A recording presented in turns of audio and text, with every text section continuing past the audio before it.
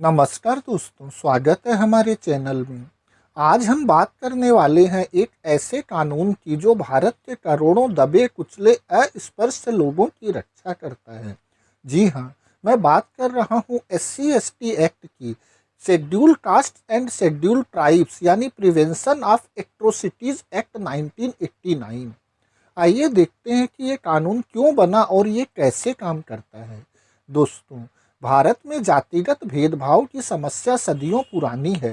स्वतंत्रता के बाद भी दलितों और आदिवासी समुदायों पर अत्याचार होते रहे हैं।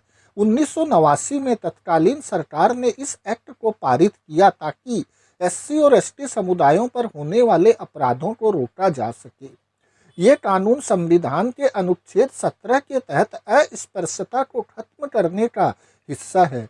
2015 में इसमें संशोधन हुआ जिसमें और सख्त प्रावधान जोड़े गए। आज 2025 तक यह एक्ट हजारों केसों में न्याय दिला चुका है। यह एक्ट खास तौर पर सख्त है क्योंकि इसमें जमानत मिलना मुश्किल होता है। पीड़ित को मुफ्त कानूनी सहायता, सरकारी नौकरी में प्राथमिकता और मुआवजा मिलता है। अगर कोई सरकारी अधिकारी शिकायत दर्ज न करे तो उसे भी सजा हो सकती है। इसके अंतर्गत आने वाले अपराधों को मुख्यतः 3 श्रेणियों में बांटा जा सकता है। अत्याचार के अपराध, इसमें वे अपराध शामिल हैं जो किसी एससी एसटी सदस्य को शारीरिक या मानसिक रूप से प्रताड़ित करने के इरादे से किए जाते हैं। कर्तव्यों की उपेक्षा के अपराध, इसमें वे अपराध शामिल हैं जो एक लोक सेवक जानबूझकर अपने कर्तव्यों की उपेक्षा करता है जिससे एससी एसटी सदस्य को नुकसान होता है।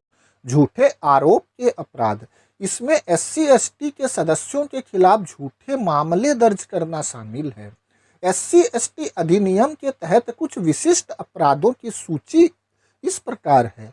किसी भी एससी एसटी सदस्य को खाने या पीने के लिए कोई अखाद्य यानी खाने लायक नहीं या घृणित पदार्थ खिलाना या पिलाना।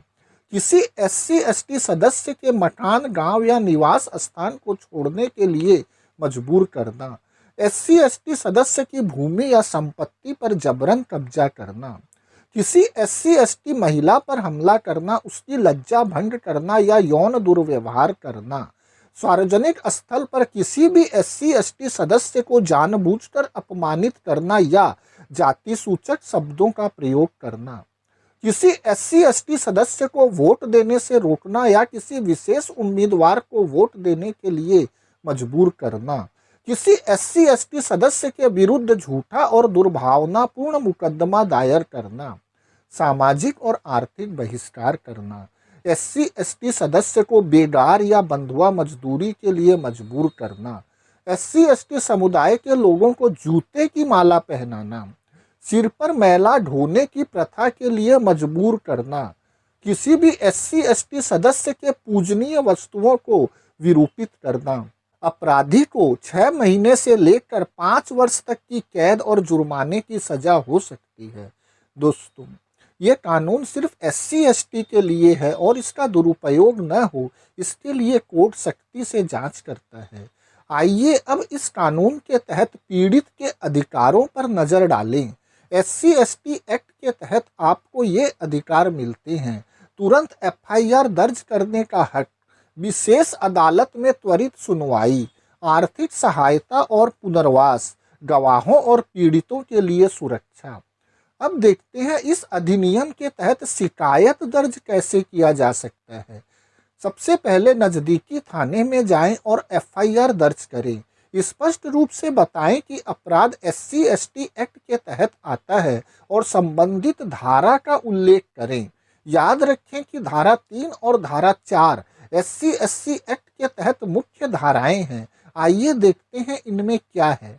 धारा 3, यह इस अधिनियम की मुख्य धारा है जो अनुसूचित जाति यानी एससी और अनुसूचित जनजाति यानी एसटी के लोगों के खिलाफ होने वाले विभिन्न अत्याचारों को परिभाषित करती है, जैसे जबरन जहरीला पदार्थ खिलाना, सामाजिक अपमान जैसे छुआछूत, गाली देना या अपमानजनक व्यवहार करना, यौन उत्पीड़न या शोषण, जबरन गलत काम करवाना जैसे बंधुआ मजदूरी।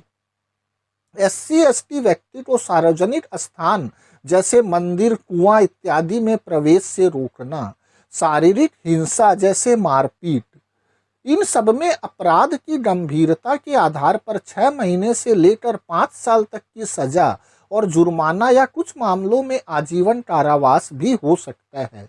इसके अलावा अन्य उपधाराएं ये है, संपत्ति पर कब्जा या नुकसान, इसमें 6 महीने से 7 साल तक जेल हो सकती है। सामाजिक बहिष्कार या बेइज्जती, इसमें 6 महीने से 2 साल तक जेल हो सकती है। आइए अब धारा 4 को देखते हैं। यह धारा सार्वजनिक सेवकों यानी पुलिस, सरकारी अधिकारी आदि द्वारा अपने कर्तव्यों का पालन न करने से संबंधित है। अगर कोई अधिकारी इस एक्ट के तहत शिकायत दर्ज करने या जांच करने में लापरवाही बरतता है तो उसे 6 महीने से लेकर 1 साल तक की जेल हो सकती है। पुलिस थाने में एफआईआर दर्ज कराते समय ये सब काम बहुत सावधानी से करें, यानी कि सबूत के रूप में फोटो, वीडियो, गवाहों के नाम या अन्य सबूत प्रस्तुत करें। शिकायत दर्ज करते समय शांत रहें और सभी तथ्यों को स्पष्ट रूप से बताएं। एफआईआर की कॉपी और शिकायत की रसीद हमेशा अपने पास रखें। हमेशा सटीक जानकारी और सबूत के साथ शिकायत दर्ज करें। अगर आपको धारा का सटीक ज्ञान नहीं है तो बस अपराध का विवरण पुलिस को देवे, वे उचित धारा लागू करेंगे। लेकिन अगर पुलिस सहयोग न करे तो क्या करे? अगर पुलिस एफआईआर दर्ज न करे तो धारा 4 के तहत शिकायत करें और जिला एसपी या SC/ST आयोग में संपर्क करें। राष्ट्रीय SC/ST हेल्पलाइन 14566 या महिला हेल्पलाइन 181 पर कॉल करें। आप डिस्ट्रिक्ट लीगल सर्विसेज अथॉरिटी से भी मुफ्त कानूनी सहायता ले सकते हैं। इसके अलावा कई गैर सरकारी संगठन जैसे दलित मानवाधिकार संगठन इस तरह के मामलों में मदद करते हैं। समय पर कार्रवाई करें क्योंकि देरी से केस कमजोर हो सकता है। दोस्तों, यह जानकारी सामान्य जागरूकता के लिए है। कानूनी सलाह के लिए किसी योग्य वकील से ही परामर्श लें। धन्यवाद दोस्तों।